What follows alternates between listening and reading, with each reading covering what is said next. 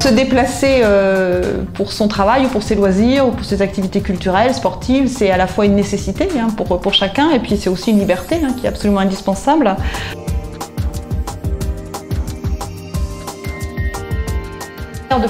Sur tout le territoire, avoir une offre disponible et puis aussi que ça soit intéressant en termes de budget.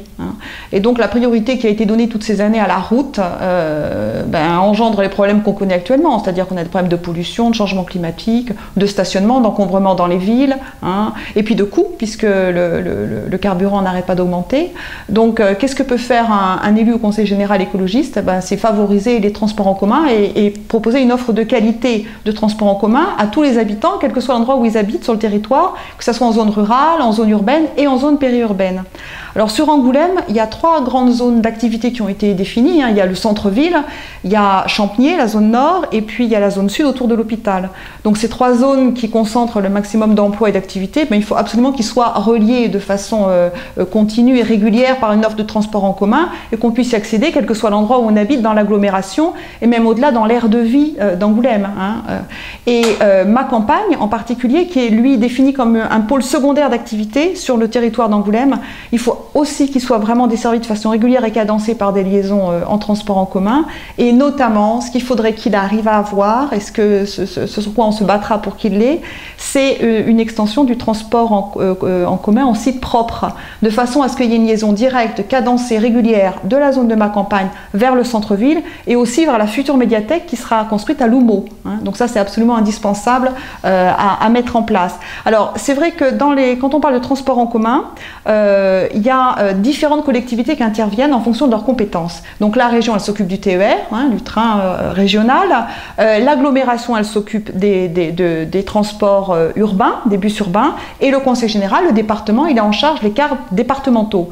Et donc pour que, quel que soit l'endroit où on habite dans le département de la Charente et dans le canton d'Angoulême-Est, on puisse se déplacer facilement et aisément, il faut que ces 3 collectivités elles s'entendent de façon à proposer une offre qui soit cohérente et fluide.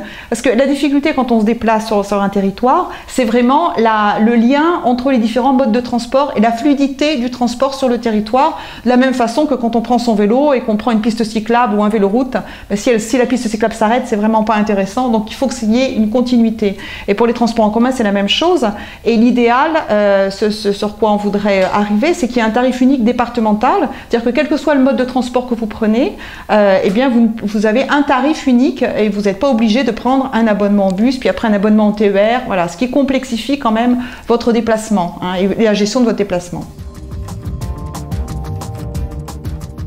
Quand il n'y a aucun moyen de transport en commun qui est accessible aisément là où on habite, on peut, ou en fonction de ses horaires de travail ou de déplacement, il y a une solution aussi qui permet de réduire les coûts de ces déplacements, c'est le covoiturage. Donc ça, c'est vraiment quelque chose qu'il faut qu'on favorise et qu'on développe.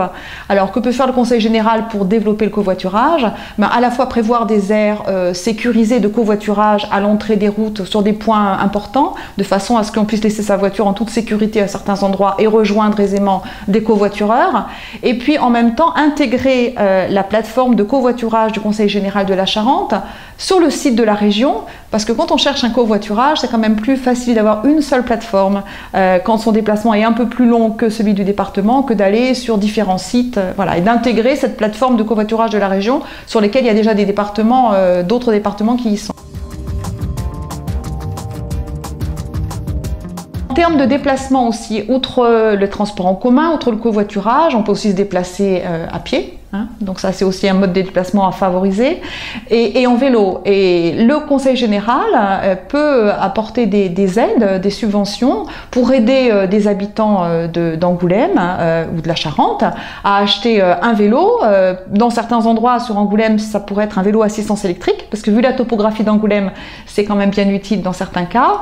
On peut aussi penser à des vélos pliables qu'on pourrait mettre dans les transports en commun, parce que si quand vous prenez le TER c'est facile de vous déplacer avec votre vélo, puisque vous pouvez le mettre, il y a des wagons spéciaux, donc vous pouvez arriver à la gare avec votre vélo, le rentrer et continuer votre trajet à l'arrivée avec votre vélo. Quand vous prenez un car départemental, il n'y a rien qui est prévu. Or, ça peut être effectivement extrêmement utile de pouvoir continuer son trajet en vélo en le couplant avec un trajet en bus.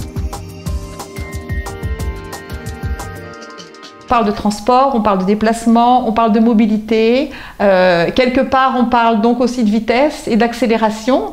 Et donc, je pense qu'il faut aussi ne pas oublier la lenteur et ce que Paul Virilio, qui est un philosophe, appelle la chronodiversité, c'est-à-dire qu'on peut avoir différents rythmes et différents emplois du temps. Il faut le défendre comme la biodiversité. On n'est pas tous obligés d'aller au même rythme et pas tous obligés d'aller vite et de plus en plus vite. Et donc, la lenteur, c'est aussi quelque chose dont il faut redécouvrir les vertus.